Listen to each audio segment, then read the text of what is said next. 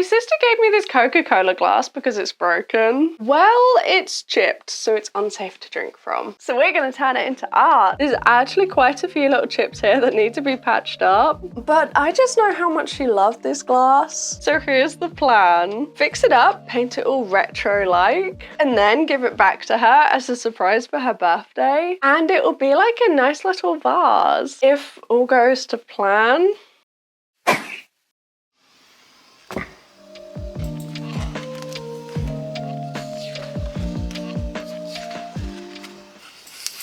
We need a sketchbook, we need a pencil, because of course we have to start with the sketch. Saying that, I picked out a black Pentel brush pen, so the sketch kind of ends up not looking like it in the slightest. You're gonna have to bear with me on this one, okay? We really are just gonna go with the flow.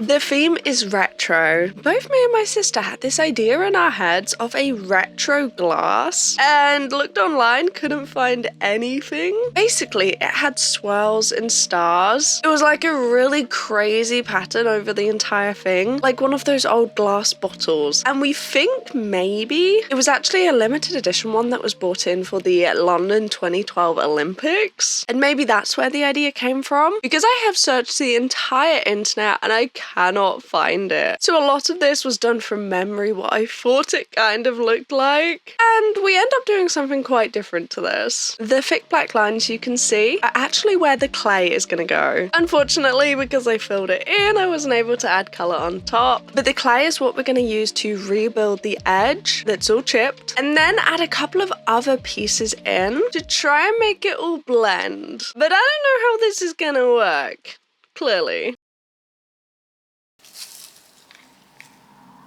I got some new tools. Don't know how to use them. Scratching up the surface a little bit because we are reaching for clay. And these weird little new tools. I have used clay once, and we're using the exact same type as last time. Now, I thought that this was sealed pretty well, but last time we did a little bit of a makeover on an olive oil bottle to turn that into art, and the clay was kind of juicy. This clay is not like that. Already, it feels kind of hard. It's not like crumbling, it's not falling apart, but I'm a little bit disappointed that it already has a slightly different texture. I don't know if that's normal, if it's like packaged in a protective environment and once you open it and expose it to air, it's permanently different, or if it just wasn't sealed very well, but it's feeling a little bit different. And because of that, it's looking kind of lumpy. I was hoping I would be able to add the clay, make a lovely smooth edge, but this isn't really working. This is looking very odd.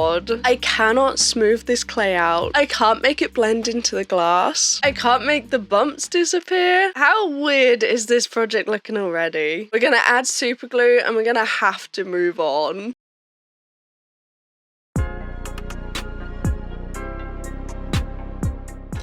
A chunky paintbrush and some gesso. It's a little bit controversial whether this works well on glass or not, because I used this on a mirror and it's a little bit of a weird surface. Okay, like gesso does kind of work on glass, but it can chip because it's not a smooth surface that you're sticking it to. So we are really just gonna hope that this works. The idea, which you couldn't really see from that tragic sketch, is that we're gonna be painting over the top, the clay, and the bottom. There's gonna be a little window where the Coca Cola logo is seen, and we're going to have that window on both sides so you can see the entire way through. We need a couple of layers of gesso to try and keep it still, because I guess this is the route that we're going.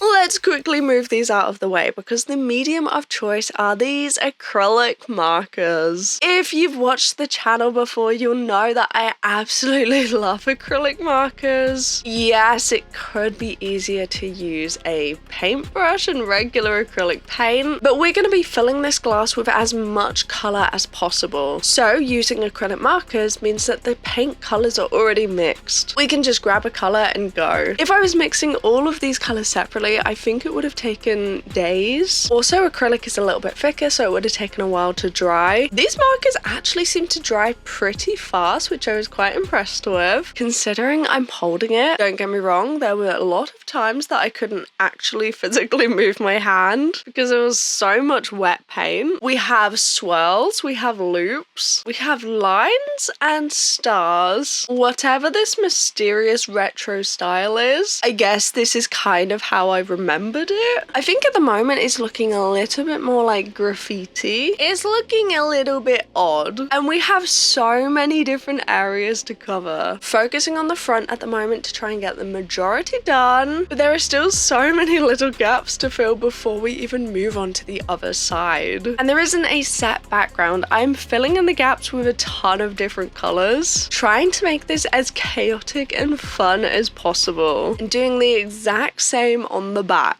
I picked out these markers because they are brush markers, and this is not a flat surface, so I'm thinking that these are going to be better than bullet nibs. After all, this is a birthday present, so we don't have very much time to get this right. Like, it has to be good, it has to be right, and then we have to seal it. And we've only got a couple of days to get it completely ready, so I'm a little bit scared right now. It's looking like a child's art project. That's what it's giving. But there's also a really big part of me that actually likes the look. At this point, I'm not planning on adding any line work. I was hoping we'd be able to just fill the entire thing with lots of color and it would work. It's taking forever, and I'm not sure that we're gonna be able to pull it off in this way. I'm gonna be honest.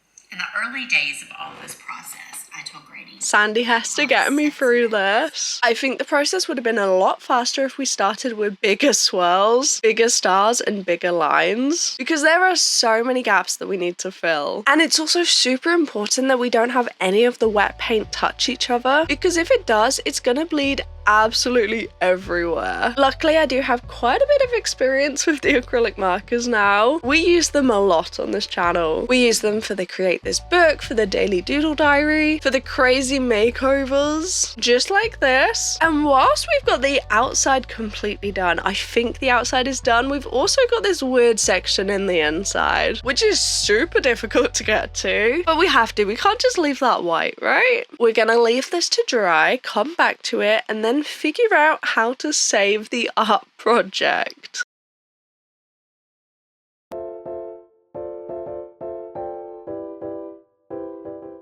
Can you see all of these weird little drips? This is actually from the super glue that we added at the very beginning. Spontaneously, we are actually painting over them in black. What could go wrong, am I right? We are painting over these spontaneous drips to make it look like they were intentional. And to continue that, even though we have a ton of markers everywhere, we're not using that black. We're gonna reach in here for an even smaller black acrylic. Can you guess what we're gonna do with this project now? It looks cool, but it's not working. So in a ton of events, we are adding black line work to the entire glass. This is one of those decisions that could make or break a project. And when I tell you, I am terrified to begin this, because also once you've started, it's kind of hard to go back. Like, if you decide that you're gonna add black, the entire thing needs to have black line work. So we are going around every single swirl, every line, every star. The idea, firstly, is that this could look retro. If you joined me for the video where we painted 3 plant pots, one of those was retro themed. It was like retro abstract Picasso, I think were the prompts. We used black line work, just like this, literally using the same acrylic markers, and it actually turned out pretty good. This is kind of what it looks like. And if you want to see that whole video, it is down below. That is the inspiration right now. That is the look that we're going for. And if I had never painted those plant pots before, I would have been too scared to do this. I would not have been able to reach for a black marker and done this entire thing, because we're going over everything. We are completely changing up this project.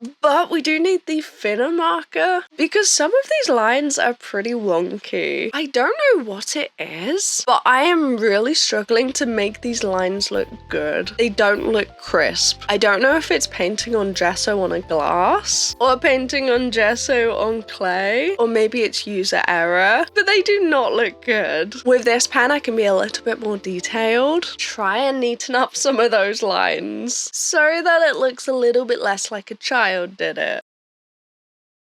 And you would not believe the amount of times I kept looking at this glass and thinking I was done and then finding a new place that we completely missed. Like this entire edge around the glass that's see-through. I completely forgot about this. But look how much it brings it to life. This is needed. It looks like we're getting somewhere. It's not what I intended. It doesn't look anything like the original sketch, which was really just guidelines. But this is kind of giving retro, even though it's missing something.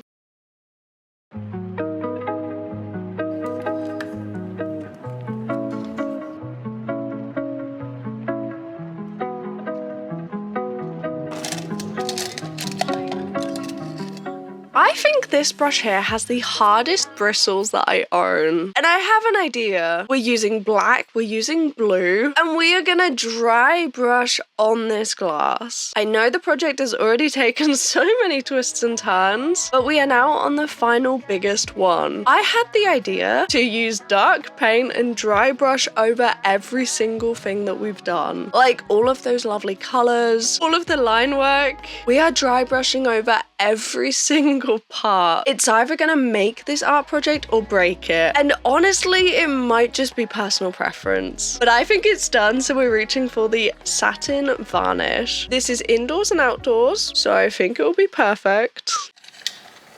Got the paintbrush. Of course, we need to protect this glass. It does have clay on it, but we're not going to be risking using this with water. It's going to have some nice little dried flowers in or fake flowers in, and it's going to be like a pretty little vase that sits on a shelf because we don't want this clay to reactivate. I don't think it will, but I don't think it's worth the risk. I don't really know about clay. And it's done. We have turned an old broken Coca Cola glass into a cute little retro ornament. What do you think? Does the dry brushing work? It covers up a lot of the art, but I think it looks so cool. Please subscribe if you haven't already. Have a great day and I'll see you on Sunday. Bye bye.